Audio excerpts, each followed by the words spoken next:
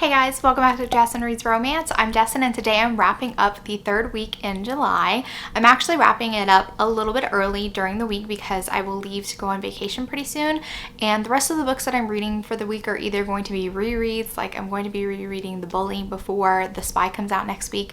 I'm going to be rereading Devil in Disguise so that we can record a podcast before I leave for vacation, and I will be finishing up this vlog that I'm going to do that's going to come out soon, so I don't want to review the books before I review them on the vlog. I still have quite a few books to talk about, so don't worry, it won't be like limited to like a couple books. The first book I have to wrap up is Bloodied Hands by Adelaide Forrest. This is the first book in, I always get this name wrong, so I'm going to look at it, but it's Blandie Crime Syndicate. The first book in that one. And I got this book recommendation from Jen because she was on the lookout for some more indie published mafia romances, and she said that this one was a wild ride, and she has told me kind of the general premise of each book. Recently she read the third book, and the third book is something that I have to read for myself. It's so wild, so out there that I'm just like, yeah, I definitely have to get to that book. So anyway, had to start from the beginning. So the book starts out in the past when the hero and the heroine are in high school, and she's a sophomore and he is a senior. So Mateo and Ivory have been together. She did sleep with him and he dumps her kind of in front of everybody and immediately goes to like this other girl and like is like grabbing her ass and everything, and this is like in public in high school. It's the most dreadful thing ever. And Ivory has these two best friends and they console her and they're just like, keep your chin up, don't cry in front of people and stuff like that, just like you have got to not let him get to you in front of everybody. That's what he would want. Then we fast forward into the future. They haven't seen each other for years. Ivory, she is out for a run and she decides to hop into the bank that she usually frequents during her run, and the bank ends up by getting robbed while she's there. And so the robbers are like, hands up, get down, and she decides to step up and defend this lady who needs her walker. And she's just like, oh, y'all are such badasses taking a walker away from an old lady and stuff like that. And so it puts kind of a target on Ivory, and everybody's like, you know, who are you, whatever. When she says her name, Ivory, it's an unusual name, the bank robbers immediately back off and they're like, oh my God, please tell Mateo that we didn't know that this was your bank. We didn't know that you're going to be here. Tell him that we didn't do anything to you. Please let him know that we didn't do anything to you. So they're afraid of retaliation from her high school boyfriend who publicly dumped her. And she's just like, what? I've not talked to him in forever. Well, apparently they haven't seen or talked to each other since then. And she decides the next course of action is to actually go to his house. And she's like crossing her fingers that he still is at his childhood house. She drives there. She's met with resistance at the guard gate. And we find out that Mateo, in a surprise to no one, is a big man whore. And the guard is basically being like, honey, turn back around. He doesn't do seconds. Like, apparently he's been sleeping with a lot of women who look like Ivory. And so that's why the guard assumes that Ivory's coming for like a second hookup, a second booty call or whatever. And when she says like, I'm Ivory, the guard freaks out again and be like, oh my God, tell him I didn't talk to you like I just talked to you, because he was being very rude. And he lets her in. Once Mateo sees Ivory, he's like, well, this is a sign. This is a sign, because I was just going to leave her out of my life. My family, I come from a crime family. I'm supposed to marry like a good Italian girl or whatever, make Italian babies, who like knows the life. And that was actually the girl that in high school he had played grab ass right after dumping Ivory. And that's who like his family wanted him to marry or whatever. That never happened. But he's like, now Ivory has fallen back into my lap. It's a sign that she just belongs with me and I'm going to take her. But Ivory like pretty much came to say is, I don't know what you are involved with, but I don't want to be involved with it. I'm like, you should have rethought that before actually approaching him. Like, you could have sent him a letter. I don't know. You didn't have to go beard the lion in his own den. It just makes you more enticing. So Mateo pursues Ivory with everything that he has in him, and he makes it impossible for her to say no to a date. And she is resisting, and it's one of those stories where you could see the writing on the wall. You know that they're going to sleep together. She's protesting too much because she feels like she has to protest on principle, but she's already still attracted to Mateo. Mateo is a heavy-handed, overprotective alpha male type of character. There's lots of things that happened in this book that I was just like, this is kind of nuts and a little bit over the top type of thing, but not always in a bad way. I don't know how to explain this book, because it was not the best mafia romance that I've ever read before, but it did not bore me. So for that, it gets a 3-star. And like I said, I'm still very much intrigued by the plot lines for book 2 and book 3, especially book 3. So I will be continuing with this series, but it in no way has made it on like my list of mafia romances to read. It just was kind of something fun and over the top and almost a little bit hilarious. It's like a comedy. Not intentionally funny. The situation is funny because it's just like, that's so out there. This dude is so crazy. Like, it's funny. Anyway, the next book that I read was the first book in the Elise Braden series, Rescued from Ruin, The Madness of Viscount Atherborn. And I found something pretty interesting when I started delving into Elise Braden. I kind of am still figuring out how to describe her writing style because it is very different from a lot of the historical romances that I've read before. I would almost liken her writing style to something a little bit more old school in the way that she lets her story unfold. And I wouldn't call it a slow burn because it's not. It's very steamy. These characters do have intense sexual chemistry, but motivations and what the plot's doing, it takes a while to like unravel that. So I guess the beginnings could be considered slow sometimes. This beginning is not slow to me at all because it begins with a duel. Or does it begin with the girl? I think it begins with the girl. I can't remember if it began with the duel or the girl. Oh my gosh, I'm gonna have to go look that up. Okay, it actually begins with the girl. We have this girl named Mary Wyatt. She is lamenting the fact that the guy that she loves does not love her back. And she is extremely depressed. I knew exactly where this was going. And it's not explicitly stated that she is contemplating suicide, but it's implied that she is. And then the next scene is a couple months later because they have dates, and it is a duel. The first line is, "You shot him." The Duke of Blackmore was challenged to a duel. It was a challenge for his honor, and he ends up by shooting the challenger, and he didn't mean to. And this has made him a murderer. So this is a mess already. There's a dead girl who has feelings for somebody who did not return them, and she killed herself for that. And then there's a duel where the challenger has died. And even though this guy is a duke, like, he is definitely not going to get punished for this. It was all done with the proper channels, and since he's a duke, society dictates that he's going to get off scot-free for this, but he feels a stain on his soul for this. And this is all to do with characters that are not the hero and the heroine yet, but they're very important to the story. The heroine is actually the Duke of Blackmore, the one who just killed the guy's younger sister, Victoria. She's making her rounds in society. She has accepted a suit from this guy, I forgot what his name is. He's like the Marquess of Stickley or something like that, and they're at a ball. Well, this mysterious man makes his appearance, and everybody's like looking at him. She's intrigued by him. He immediately catches Victoria's eye because she's an artist, and she's like noticing all the things that she would paint from him, and she's feeling a little stifled. And we know that where this is going. She goes to the terrace, and who ends up there? None other than the mysterious guy that entered the ballroom, and things start rather quickly. And I would have to say that this was probably one of my least favorite parts of the book. I felt like this was extremely rushed because we don't know Victoria at this point. I don't know her personality.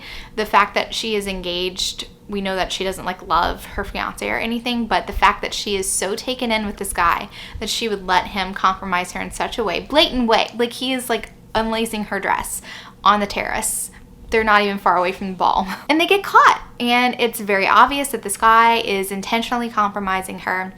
And this is none other than Lucian, who is the newest Viscount Atherborn, and his older brother was killed by Victoria's brother, the Duke of Blackmore. So it's the duel that we saw in the beginning. So there's some sort of plan, there's some sort of greater scheme that Lucian is planning as payback for the death of his younger sister, Mary, and also the death of his brother. Like, he has lost his entire family and he wants to stick it to the Duke of Blackmore. What better way than to compromise Victoria? Now, not part of his plan was being taken with Victoria, and he decides to offer to the Duke of Blackmore to marry Victoria because nobody else is going to want her. Her fiance has already cried off, claiming that she's a light-skirted hussy and everything. Her reputation is in tatters. And so Lucian approaches Harrison, her brother, her older brother, saying like, you have to let her marry me. And she agrees because there's chemistry, there's sexual chemistry between them. And so she's willing to take the chance. And I feel like Victoria kind of enters the marriage a little naively. She knows that Lucian is probably really mad about the deaths of his siblings, but she doesn't know why. She doesn't know why, what prompted the duel between both of their older brothers. And she doesn't really start asking questions right away. And we can tell that Lucian doesn't want to actually hurt Victoria, but his whole plan is, I'm going to take Victoria, his beloved younger sister, Harrison's beloved younger sister, away from him and basically forbid her from having contact with Harrison. So there is the bit of a mystery to figure out like what has gone wrong, because Harrison is so adamant that this challenge was completely unwarranted. He's like, I didn't do a thing. Like, what are you talking about? I have no idea what you're even talking about. Lucian is like, you know what you did. And so it's a big mess, and you just find out what actually happened. I did enjoy this book, but it had its flaws. You can kind of tell. I think that Elisa Braden has gotten much better in her storytelling, especially when you read her Midnight in Scotland series. You can just tell that she's gotten a lot better, but she still has that same style of writing where we get a glimpse of the conflict in the beginning, but we don't have all the facts. It's a little bit shrouded in mystery, and then there are some possible time jumps. I do like the way that time passes in Elisa Braden books, because time truly does pass in this book. So yeah, it was very enjoyable. It was very enjoyable. Not my favorite characters, not my favorite book by Elisa Braden, but I'll still give this book 4 stars. Next, I read Blindsided by Amy Dawes, and this was our Patreon exclusive pick for the month of July.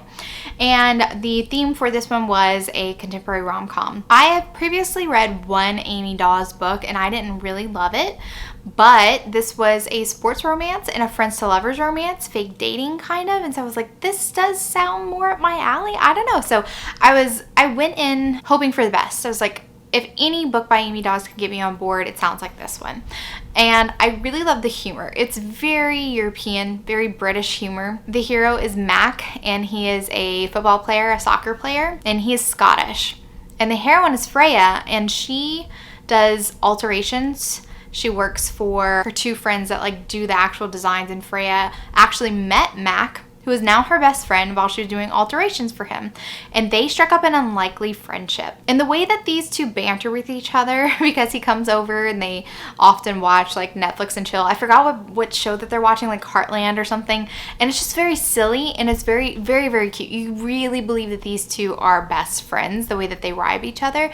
And I loved that type of humor. It is consistent throughout the entire book. And I will say, some parts in the novel I wish that we could have pulled back on the humor. Like, not everything needs to have a punchline, and Amy Dawes was really good with the humor. If she would have pulled back on it, especially in the more meaningful places, I think it would have been a lot more enjoyable, because if something serious is happening, I don't want a joke to happen, because it kind of pulls me out of the situation, because I'm like, this is serious, I want you to take it seriously.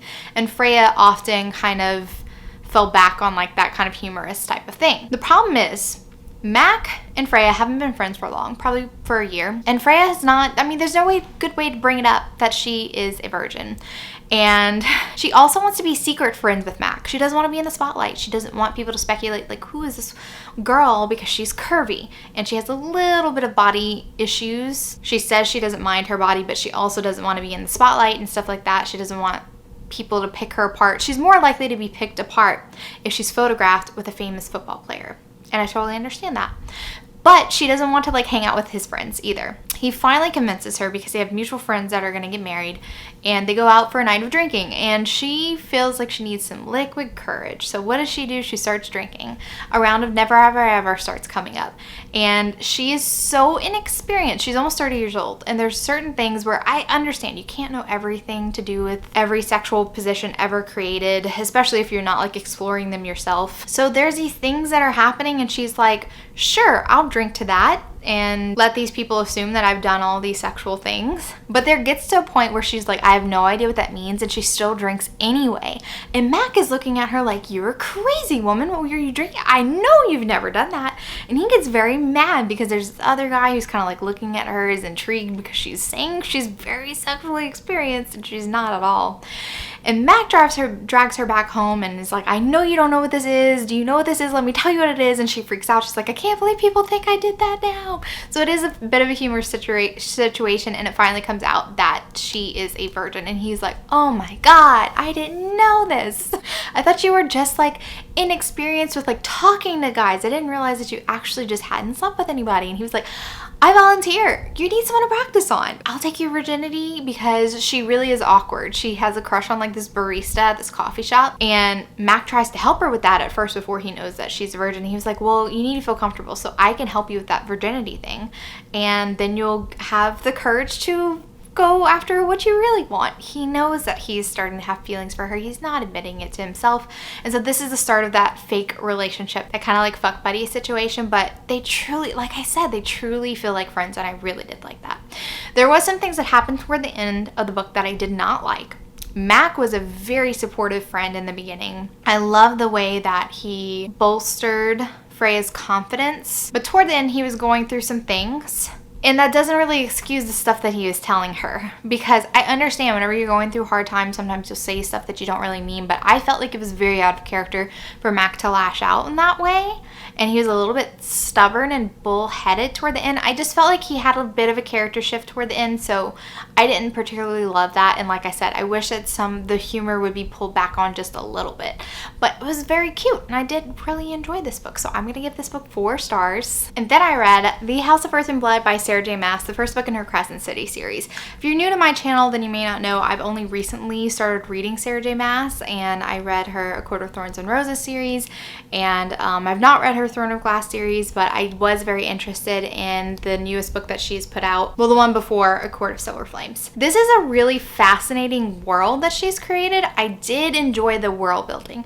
It is a bit of a slow build. I think that in any fantasy book, it's gonna take some getting used to knowing the type of creatures that are in the world, the hierarchy, the lay of the land, and the supernatural abilities that are going to be in the book. So that didn't bother me. I thought that she did a good job with world building.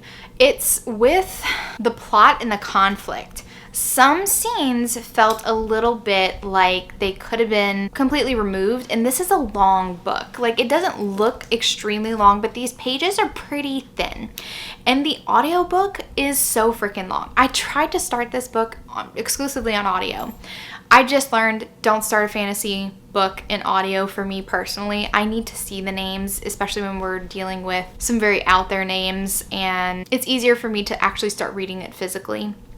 And that really did help. So I completely started over reading in my hardback edition, and then later on I kind of switched between audio and the physical book. So while I was working, I would listen to audio, and then at night I would switch to the paperback. So the heroine is named Bryce, and she is half fae, half human. And these like half human people are kind of looked down upon because humans are not treated well in this world.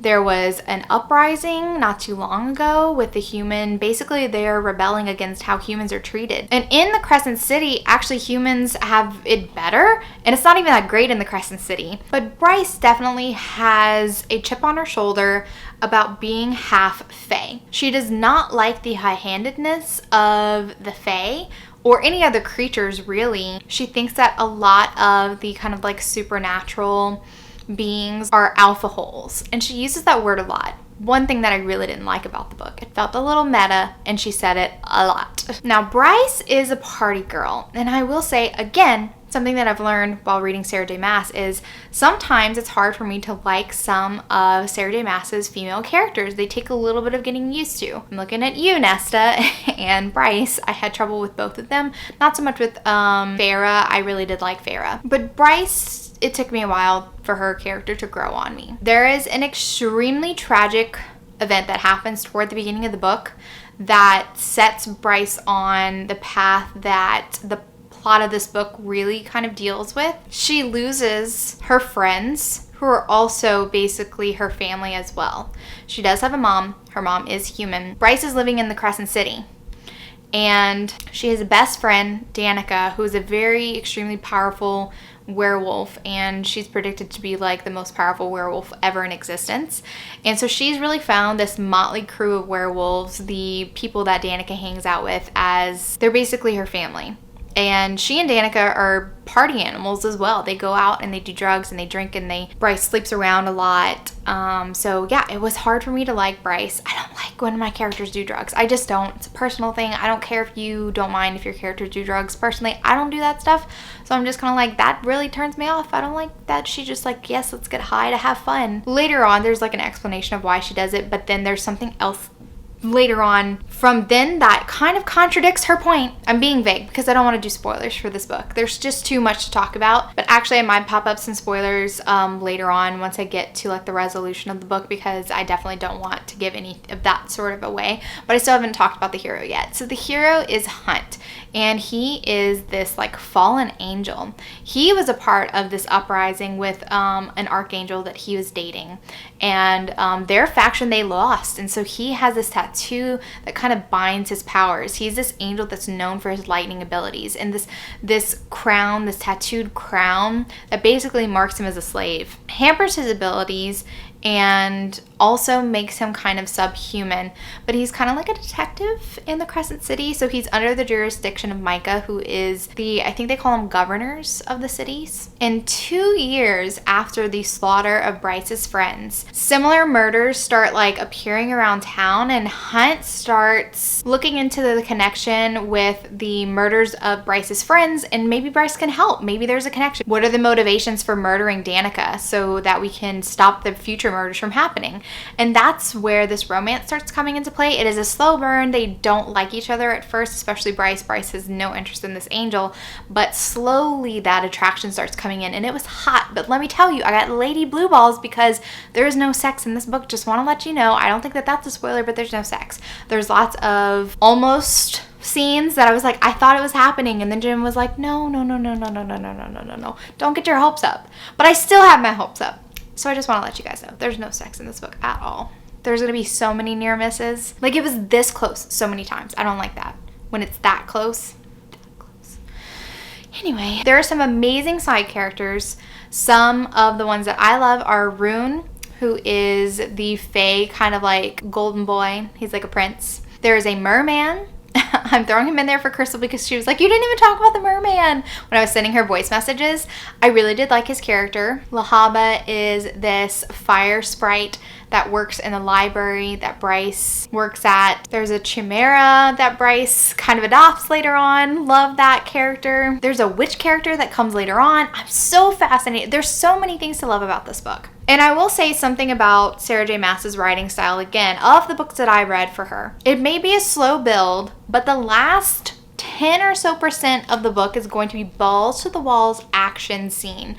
And in this book, it was a little bit too much. I felt like there was so much happening at the end, where the end was kind of unbelievable. So I'm going to throw up some spoilers right here. When it was revealed who the big bad was, it's not that I had a problem with who the big bad was. I suspected a lot of people. There was tons of people that could have the motivation for wanting Danica dead, especially when it has something to do with the Luna horn or something like that. I forget. There's so much stuff going on in this book. I should have written it down, but like I didn't have time.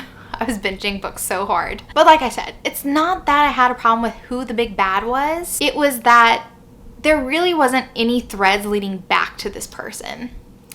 And so it leads to this person making a huge villain speech at the end, which went on forever because this person had to explain the motivations, why they were doing this and what they wanted out of it. This whole mess with the murders and the demon summoning and the horn and what they wanted for the world and where they saw themselves at the head of all that. There's really no point where it was like, oh no, you're the big bad. All these pieces started falling into place. There's still so many unanswered questions that the villain had to make a huge villain monologue to explain the reasons why. And I thought that that was a little sloppily done. Also, the fact that there's kind of like this committee going on and they're kind of on a Zoom call watching this all unfold, the villain monologuing speech, and doing nothing basically. And they were like, we're too far away. But then a little bit later on, Bryce goes into the city and it only takes her 20 minutes to run to this certain place in the city. And then when Hunt goes meet her, it's like no time at all. So it really didn't make sense that they were like, it would take an hour to get there. It didn't seem like it when Hunt and Bryce were meeting up in the city for like that big climatic scene, which I freaking loved. The point where Bryce starts running into the city, I loved all that action. Loved it all. It could have used some tightening up. It could have used a few more threads leading back to this person, because there was way more threads leading up to other people. So I had a feeling that Sarah J. Maas put more work into making sure that we couldn't guess who this person was. And she brought in so many red herrings that could have all been possibly great villains that she forgot to link it back to the true villain. And that's just my personal opinion. So I gave this book 4.5 stars. I will be reading the next book in the series. I'm pretty sure, I forgot, but I think it's the next house listed, The House of Sky and Breath. I believe that's the second book in the series, because they have all the houses right here, and so I'm assuming there's going to be 4. The third book was probably going to be The House of Many Waters, and the last one, House of Flame and Shadow, which I have a feeling that it's going to tie into a certain demon person that was in this book, so I'm very excited about that. Good book. Next, I read the next book in the Rescued from Ruin series by Lisa Braden, and it's called The Truth About Cads and Dukes. And this hero is the Duke of Blackmore. So this is the same guy from book 1 who was in a duel and killed somebody. Again, there's this setup, and finally we have one of the Huxley sisters, Jane Huxley. We do meet her family in book 1, and I didn't really mention them, but this has tie-ins to her, oh my god, I can never remember the Highland Dream series, like what is that called? The most recent books that she's done that I know and love, that family. They all have tie-ins. So I really did like the setup for this book. Jane was a plain Jane. She loved Pride and Prejudice, and she loves books, and she's a very romantic person. And this guy named Colin, who is the younger brother of Harrison, the Duke of Blackmore, the younger brother of Victoria, who was the heroine from the first book, he is just this wastrel. And he's kind of spiraling. They didn't grow up in a very loving household. It's very clear that they are all suffering from a very unloving father who was kind of a little bit verbally, mentally abusive to them. And Colin has definitely taken it to the nth degree, where he decides that he is going to become a disappointment. And even though his father is no longer there and Harrison is now the Duke, he still has gotten to the point where he's just stuck in this rut. Drinking, betting, gambling, he's not a great guy, and he needs to turn it around. But before he can turn it around, he needs to hit rock bottom. And there comes a point where he befriends Jane, Colin does. And he does something, he makes a bet with his friends, and it does involve Jane. And it's kind of really sad, because he regrets it almost instantly. Once this bet comes to fruition and Jane does do the thing that he tricked her into doing, her reputation's a little bit ruined, but he feels very badly about it. He's talking to Harrison, and Harrison's just like, I can't believe you did this again. You compromised another girl. And Colin's like, I know. And like when I saw her face when they unmasked her, I like knew that I had harmed a friend, because she and I did become friends, and I feel bad about that. So it's like he's getting there. He's getting to rock bottom. But the whole premise of the book is that Harrison is cleaning up his brother's mess, and he decides to offer for Jane to restore her reputation. And Jane's just like, there's no way. This Duke is like, he's a very powerful peer. Plus he's beautiful, and like, I'm not. I'm a plain Jane type of thing. Harrison is like, this is going to be a marriage of convenience. She'll give me children, I'll give her a life. But he has such a stick up his ass. He is very stoic, very type A, very everything is in its place, and I have done things this way and I don't want to change any of that. He's very rigid in his structure.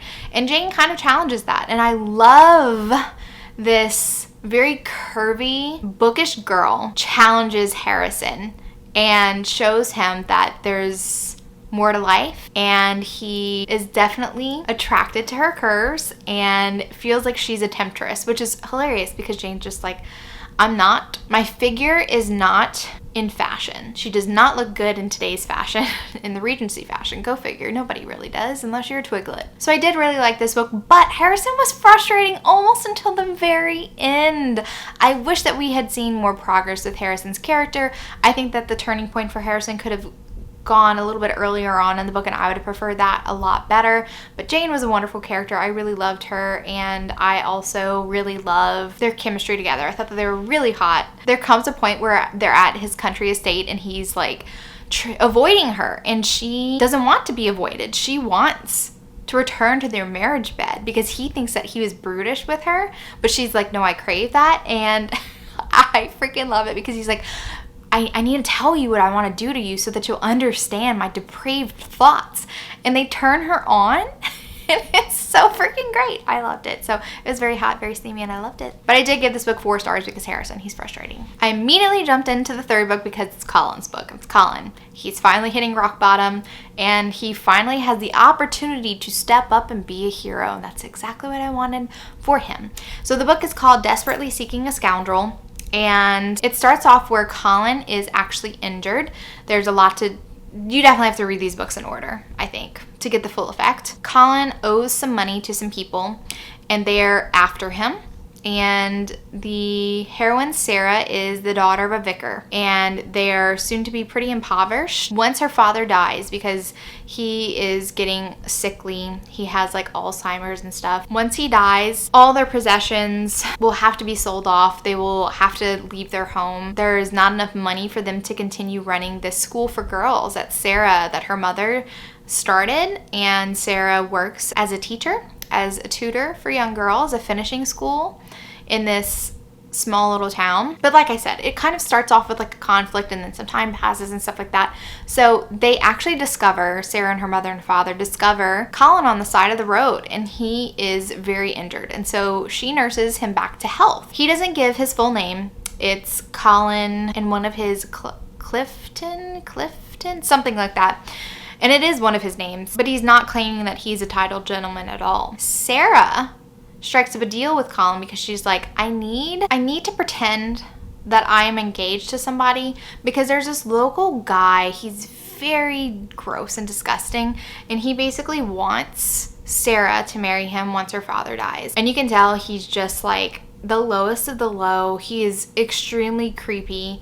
And she asks Colin if he would pretend to be her fiance because she kind of already claimed it. And he's like, that's fine. And she's like, it just needs to be until we can move away and not have anything to do with this guy. And this is the moment while Colin's recovering, while he's staying with Sarah, he's starting to get to know her. He's playing a part, and he also observes Sarah in her natural habitat, which is as a teacher. And Colin, being an aristocrat, he was versed in all of this. He's very good at piano, and he actually helps Sarah teach the girls piano forte. And he's also so great with the girls. He teaches them how to waltz. Like, he's such a good guy in these scenes, and it's like, this is what you can aspire to be, this good guy that you're being with Sarah, the way that you're so good with the kids and stuff like that. That's everything that I wanted for Colin. And that's kind of like the start of his redemption arc. And like I said, some more time passes where Colin does eventually leave once he's recovered, but then their paths cross again. And I really did like the story. It was a lot, it just felt a little bit more fleshed out in the way that I thought that it did service to the characters. I like the pacing of the novel overall, and I like the chemistry between the characters a whole hell of a lot. And I just love to see Colin come full circle from this person that I really did not like in the first book at all to somebody who I was like, yeah, he deserves that happily ever after. So I gave this book 4.5 stars. I'm very much interested in binging the rest of the series, but there's other books that I have to read. And then I won't talk about these books, but I just want to let you guys know I did reread The Heir because I had started to reread The Heir earlier this month, and I got sidetracked.